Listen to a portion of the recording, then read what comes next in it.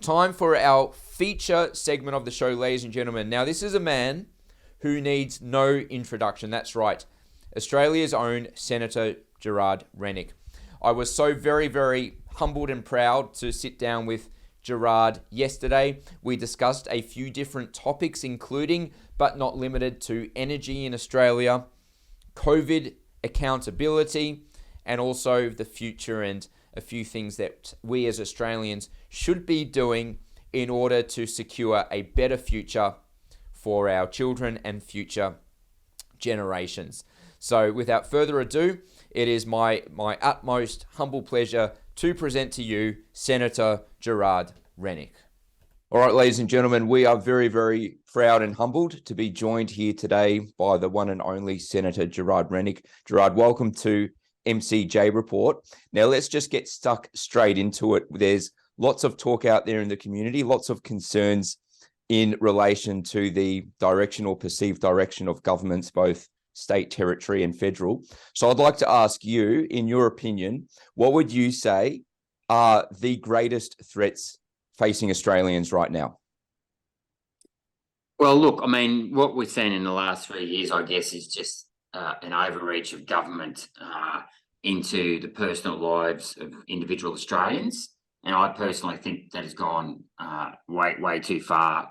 And I actually, interestingly enough, in my maiden speech back in September 2019, I actually talked about how in the last 40 years, governments have marched on into the bedroom, family home and classroom, telling people how to live their personal lives, whilst at the same time they've privatised all our infrastructure and walked away from delivering essential services, which is what we really pay tax for, is for basically essential services, not for regulation. Yep, absolutely. And you cover multiple of these facets in your work within Parliament and also the publishing of which you're engaged with on social media. So let's touch on net zero. So let me ask you, if net zero goes by unchallenged, what impact do you think that will have on the standard of living for Australians and our economy? I think it will have a detrimental impact on our standard of living. Obviously, renewable energy is a lot more unreliable and a lot more expensive. And ironically enough, I think it's probably worse for the environment than carbon dioxide itself, in the sense that carbon dioxide can be recycled naturally via photosynthesis. So, but renewable energy, as your listeners will know, the sun isn't always shining, the wind isn't always blowing. That means you need backup and storage in the form of batteries. That requires enormous mining of metals, which defeats the purpose of trying to stop coal mining if you're just going to replace it with metal mining. But then there's the transmission lines that then have to connect all their solar panels and wind farms, which are much smaller than a power station, for example, into the cities. So you're going to end up with extra storage, environmental impacts, extra and cost impacts, extra transmission lines. You'll have greater insecurity in the stability of the grid. So, there's things like, and a lot of your listeners may not be aware of this, but you have things like synchronous condensers, for example, that maintain the frequency control, have security control. So these things are all going to add cost to the system. And then most, renewables, if you're lucky, they say windmills and solar panels might last 20 years, windmills 25 years. I personally question the turbines lasting, the wind turbines lasting 25 years, in the sense that I've seen so many photos now of turbines that have basically busted within 12 months.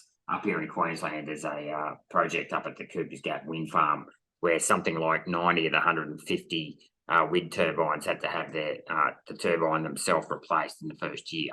So they're very, very unreliable. Yeah. Rightio. And should alternative measures for generating electricity not be introduced, or should we not simply go back to what we've always done? Where do you see Australian power bills going in terms of pricing? Well, look, I see power bills going up for a number of reasons. Renewables are more expensive, but we've also failed to supply a sufficient amount of baseload energy into the system. And what we're actually doing is closing baseload energy power stations down, like coal, for example, and we won't use gas. Going forward, we don't always have to use 100% coal. I mean, I'm open to serious hydro electric power stations. There's still some places around Australia, North Queensland, Clarence River in New South Wales, where you can harness hydro energy. And the beauty of hydro energy is you get to build a dam and then provide irrigation for farmers and greater water security. And in some cases, it can actually be a tourist attraction as well. So I've always been a fan of hydro energy. And as well as that, I'm a proponent of nuclear energy. I'm not against using nuclear energy as an alternative form of power as well. Yeah, fair enough. Now, down here in the state of Victoria, we're in the process of the government, I suppose, partially nationalising our energy sector, closing down our coal-fired power stations ahead of schedule in replacement of massively subsidised and providing grants for wind farms to be built in the ocean. And our Premier Daniel Andrews, he's come out and he said that these new wind farms will provide thousands of jobs and reduce power bills. He hasn't provided any evidence as to making these claims. Where do you think he might be coming from in regards to that type of sentiment? Oh, I'd say he's probably coming from his proverbial by the sounds of that. His claims sound a lot like the claims of the Federal Labor Party, where they keep saying renewables are cheap and effective. But yeah, when you start drilling down and asking for specific questions about how many kilometres of transmission lines will need to be built, how many batteries will need to be built, Labor's currently got some community battery scheme. I think I'm shooting off the top of my head now. I think it's 224 million for about 100 community batteries that might power a couple of 100,000 homes. It's completely, the cost of it's completely unsustainable. But whenever you try and actually, and I've done this a couple of times in estimates, I've actually asked for a cost benefit analysis on renewables out to 2030, which actually is only 7 years away. And they really should have that in place now, some costings for the next 7 years, given that they've legislated to get to 82% renewable energy, i.e. 43% reduction in CO2 by 2030. They need to have those costings in place now, because they've still yet to go out and build all of this so-called new energy supply. So they're a long way behind schedule as well. Yeah, rightio. And I guess a follow-up question is, can we trust the government to provide an objective cost-benefit analysis, or do you think a process like that should be outsourced to the private sector? You can never trust the government, Morgan, but no, I don't necessarily think it should be outsourced to the private sector, because then you'll have to pay consultants and they're just going to make it up as well. Because quite frankly, until you build it, you don't know. I mean, they need to break it right back down. Not that I think that what they're doing is a good idea, but they really need to have a much more incremental approach where they build one power station or one particular thing at a time and make sure that's up and running and, is 100% efficient in the sense that, there's users using all the power that particular power source may create. And they go to the next stage. I mean, they're going to be adding, all these sort of disparate energy sources across the country. And there's no central planning in any of this, because you've got to remember, at the end of the day, it's the state governments who are actually responsible for the supply of energy, right? So you've got all these state governments working on their own. You've got the federal government that comes in, and sort of jumps, touches it up as well. And then you've got the private sector as well. So I can tell you, whenever I've been in a meeting with three different parties and three different interests, the thing, you get this sort of a finger pointing arrangement. It's good luck to them trying to get to where they're going to get to by 2030. But unfortunately, I'll be extremely surprised if energy prices don't go up and energy becomes a lot more unaffordable and whatever manufacturing we've got left in this country, and small business, if not big business, is still around. Yeah, definitely. And it's very concerning to think what the future will look like for our middle class in this country unless we collectively get a bit smarter about how we run energy. Now, I'm going to frequency hop for a second here, Gerard, and I appreciate your insight on this topic. A lot of my supporters have most definitely had their lives turned upside down over the past few years. And I know that you've been in touch with thousands of people, and it seems that so many people just have heartbreaking stories of coercion, etc. And you've been a true champion of this cause, which is something that I really commend you on, and I know so many people do as well. Now, one of the questions that seems to get raised over and over again is, for those in positions of power who abused their power over the past few years, and as a result of either their decisions or complicity, do you think there's any chance that we'll see these people ever held accountable for the damage that they've sown in our country? I think it's very, very slim, unfortunately. If we look at, precedents like the thalidomide disaster, that happened in the late 50s and 60s, there, I don't, and I'll stand to be corrected, I'm not even sure if an apology was given in Australia. And if it was, and like I said, I did know this and I've forgotten, so I'm sorry for that, but I think it was around 1990. It took about 30 years for them even to acknowledge that, thalidomide was the problem. An apology came from the company maker or the governments at the time. We've also got the infected blood scandal of the 80s here in Australia, where thousands of people, including young children and haemophiliacs, were infected with infected blood containing HIV and hepatitis C. There's been no apology forthcoming from the Australian government with that debacle. So it's not a good. The precedent isn't really there. I'd like to think at some stage someone's going to look into the COVID handling of COVID by governments, and a lot of my colleagues and myself. Well, I'd rather a Senate inquiry, but I'll take a Royal Commission as well. Want a Royal Commission into looking at the COVID management. My only concern with the Royal Commission is that the Prime Minister Anthony Albanese could constrain the terms of reference, number one. And number two, I don't have a lot of confidence in the judges actually understanding the biochemistry behind the vaccine, because these injuries have been caused by bad biochemistry. And most people on the street, quite rightly, not everyone's going to be a biochemist, right? It's not something that, if you ask a kid at school what they want to grow up and be, very few say biochemist, a biochemist. So I'm not sure that the judges will have the proper skill set to even evaluate just how reckless the TGA was, number one, in approving the vaccine, and then just how callous and cruel they have been in not acknowledging the injuries once they've occurred. Step two, and number three, in the government themselves not actually paying out on these vaccine injuries, which or delaying the payment of these vaccine injuries, if ever. It's just absolutely disgraceful.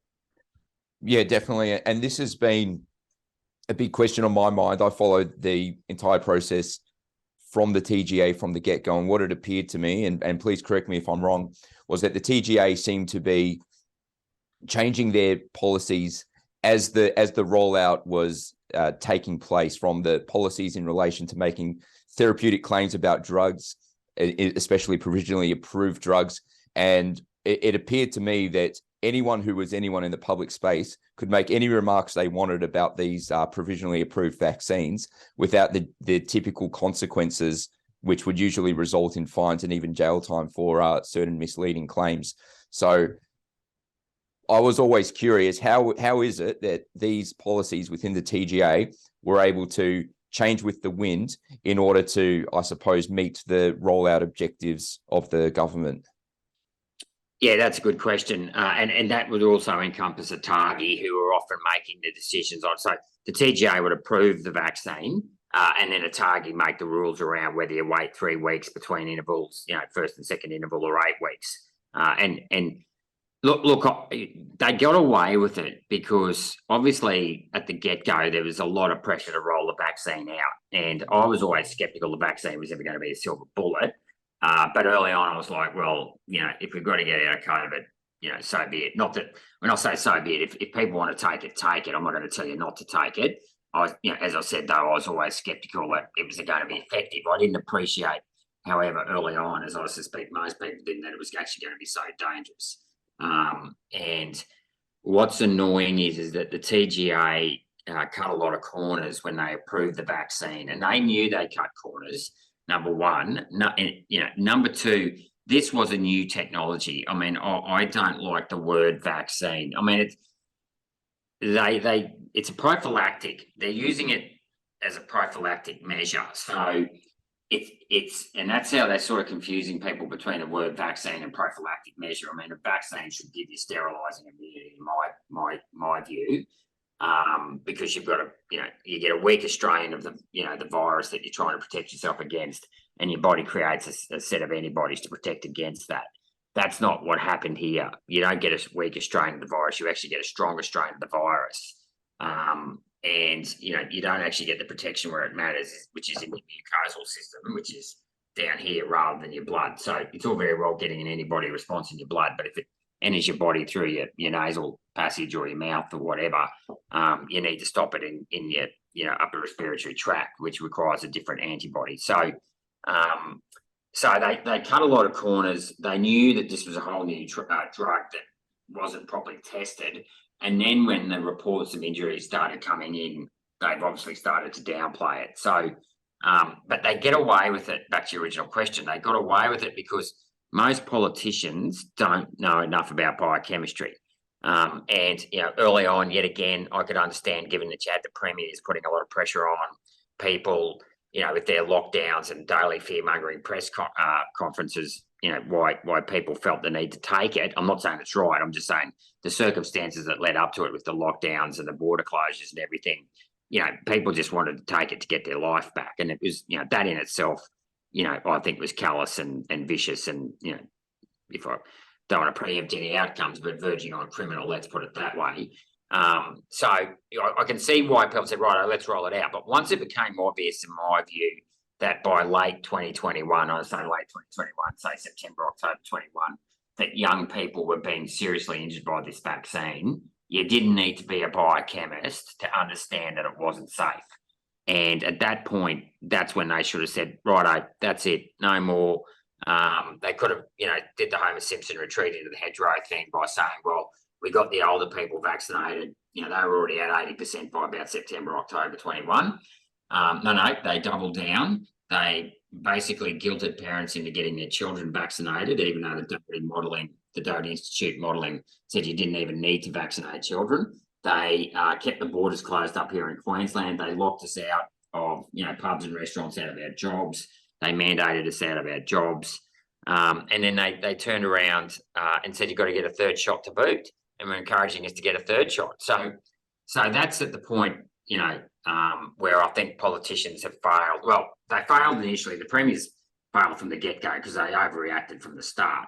But sort of there's two parts, I guess, was the initial fear-mongering, lockdowns, everything like that.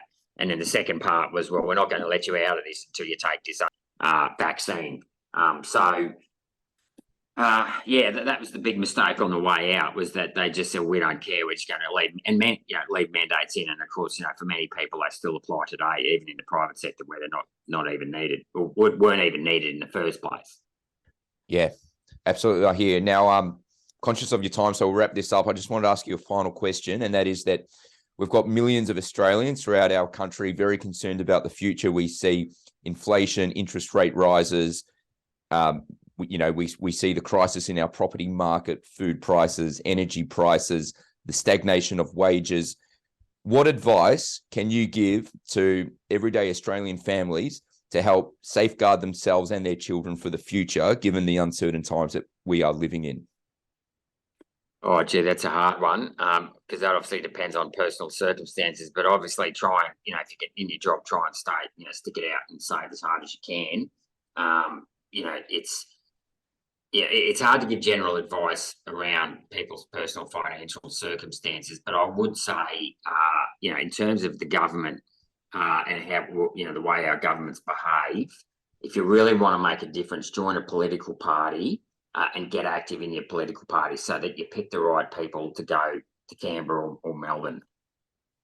Yeah, definitely, and we'll make the change from within. Now, before we head off, here in Victoria, of course, we've got a Premier by the name of Daniel Andrews. Is there a certain message you'd like to deliver to the Premier before we shut the broadcast off? Yeah, I think he needs to apologise to the Victorian people for locking them down so long and then claiming that the vaccines were going to be safe and effective when they clearly weren't. And if he can't admit that, then he's not honest. Exactly.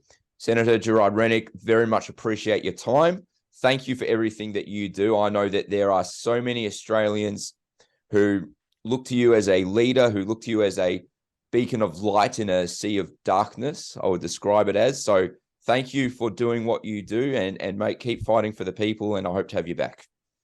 Thanks very much, Morgan. Have a great day, and good night to all your listeners. Cheers. Thank you. Thanks, mate. Alrighty, a massive, massive thank you to Senator Gerard Rennick. Thank you so much for doing what you do, and I know that I speak on behalf of so many Australians when I say that we are truly grateful for your service and representation in the Senate. And I know that many of us feel very lucky to have you there. So hopefully, Gerard will have you back on the show soon. Thank you for watching. To make sure you never miss an episode, sign up at mcjreport.com. Catch you on the next one.